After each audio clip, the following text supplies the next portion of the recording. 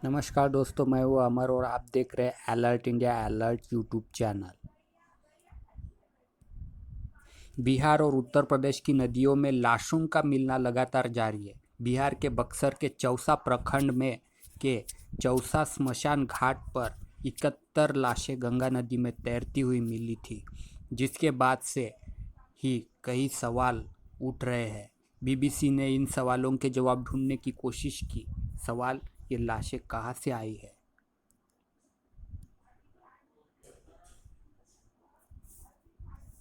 जवाब, बक्सर प्रशासन का दावा है कि ये लाशें उत्तर प्रदेश से बहकर आई है। हालांकि कई स्थानीय लोग जिनसे बीबीसी ने बातचीत की, उनका कहना है कि स्थानीय लोग ही शव के अंतिम संस्कार के महंगा होने और कोरोना के डर से लाश फेंक कर जा रहे हैं।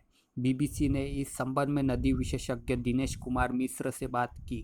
उन्होंने कहा, ये कह पाना मुश्किल है कि लाशें कहाँ से आई। अभी गंगा में पानी कम है।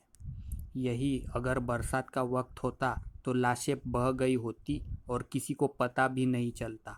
लेकिन बक्सर प्रशासन जो स्मशान घाट पर नदी के कर घुमाव की बात कर रहा है, उसमें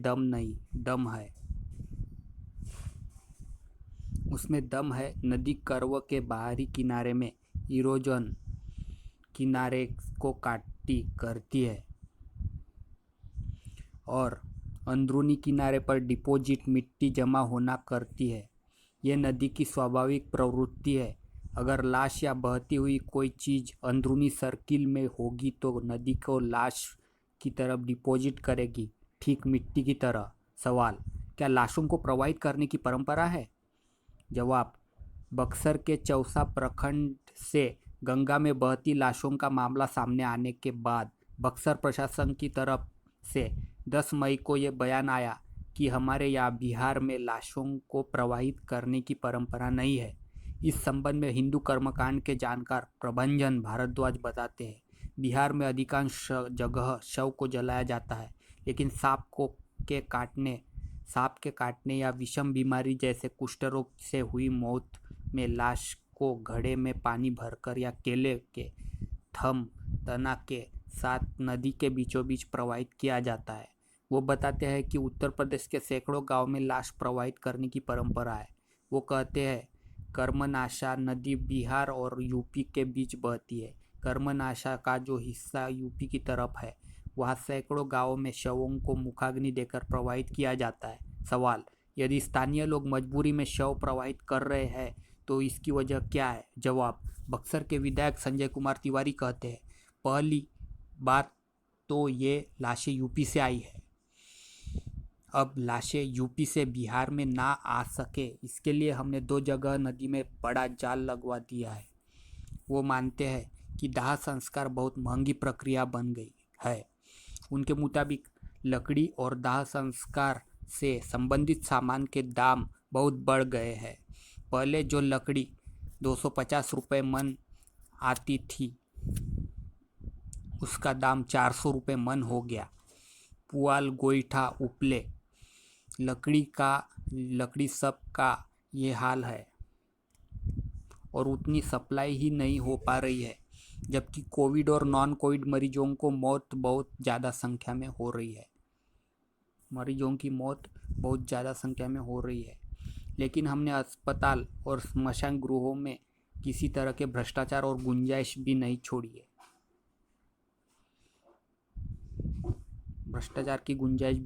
है। सवाल, क्या इससे नदी के पानी पर असर पड़ेगा? साथ ही जो लोग इस पानी का इस्तेमाल करेंगे, उनको क्या समस्याएं आ सकती है?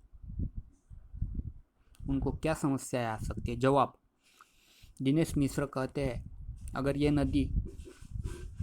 अगर ये कोविड संक्रमित लोगों की लाशें हैं तो नदी के पानी पर तो बेशक असर पड़ेगा। पानी मर्ज वगैरह अपने साथ ही लेकर चलेगा।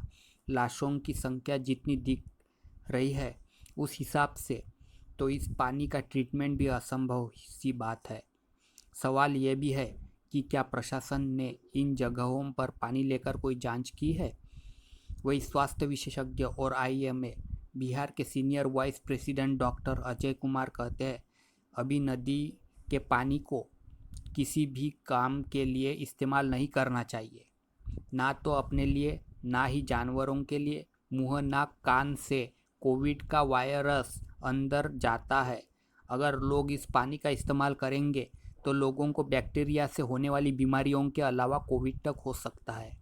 ये जानलेवा साबित हो सकता है। सवाल, प्रशासन को अब क्या करना चाहिए? जवाब, दिनेश मिश्र कहते हैं, सबसे पहले तो ये एडवाइजरी जारी करनी चाहिए कि आम लोग पानी का सीधा उपयोग नहीं करें, नहाने आदि के लिए उसका इस्तेमाल नहीं करें। तुरंत पानी की टेस्टिंग होनी चाहिए। साथ ही जानवरों को भी नदी में नहलाने पर पाबंदी लगानी चाहिए, क्योंकि अगर जानवरों में किसी तरह को रोग आया और उनकी मृत्यु हुई तो मुश्किलें बहुत बढ़ जाएगी। सवाल, क्या इन घटनाओं का लोगों पर मनोवैज्ञानिक प्रभाव भी पड़ेगा? जवाब, इसका जवाब मनोवेद पत्रिका के संपादक और मनोचिकित्सक डॉक्टर विनय कुमार देते हुए कहते हैं, नदी में जब मौत के अवशेष तैरने लगे तो ये बहुत भयानक स्थिति है और इससे मनुष्य में डर का भाव आएगा। उसे घबराहट होगी और मौत आसपास महसूस होगी। ऐसी घटनाएं यदि बार बार होंगी तो समाज में उदासी के साथ निष्ठुरता आती है। किसी समाज में जब निष्ठुरता आ जाए तो फिर वहाँ कोई किसी की मदद के लिए नहीं उठता है। वो कहते हैं कि इस पूरे मामले में सबसे अहम भूमिका स्थानीय स्तर के जनप्रतिनिधियों की है। पंचायत स्तर पर जनप्रतिनिधियों को चाहिए कि उन्हें ऐसी किसी भी लाश के बारे में पता चले तो वो उसका दाह संस्कार करवाए। सवाल, क्या बिहार यूपी की नदियों में इस तरह की दिख रही लाशें इन दोनों राज्यों की स्वास्थ्य व्यवस्था और सामाजिक सूचकांकों पर फिसड्डी होने का भी सूचक है? जवाब, इस सवाल पर हमने बात की वरिष्ठ पत्रकार दयाशंकर राय से, जो मूल रूप से बलिया के रहने वाले हैं और बिहार की राजधानी पटना में राष्ट्रीय सहारा अखबार के संपादक भी रह चुके हैं। उन्होंने कहा, बिहार में हालात बहुत ही दयनीय है। यूपी उससे कुछ बेहतर स्थिति में है, लेकिन यह आपको लखनऊ, एनसीआर के इलाके, कानपुर, इलाहाबाद में ही दिखेगा। बाकी सब जगह यूपी में भी बिहार जैसे ही हालात है। इन दोनों ही राज्यों में शिक्षा, स्वास्थ्य व्यवस्था के साथ साथ पूरे सरकारी तंत्र के निजीकरण के चलते सरकारी नियंत्रण लगभग खत्म हो गया है। यही वजह है कि अस्पतालों, स्कूल से लेकर स्मशान गृहों तक में लूट होती दिख रही है। वो कहते हैं, कोरोना के वक्त में दोनों ही राज्यों में ग्रामीण स्तर पर टेस्टिंग का बुरा हाल है। ऐसे में लोग ठीक से इलाज या जांच नहीं करवाते और मृत्यु हो जाने पर उनके शवों को कोविड के डर और कमज़ोर होती आर्थिक स्थिति के चलते यूं ही फेंक दे रहे हैं। दोनों ही राज्य अपनी कल्याणकारी भूमिका निभाने की सख्त ज़रूरत है।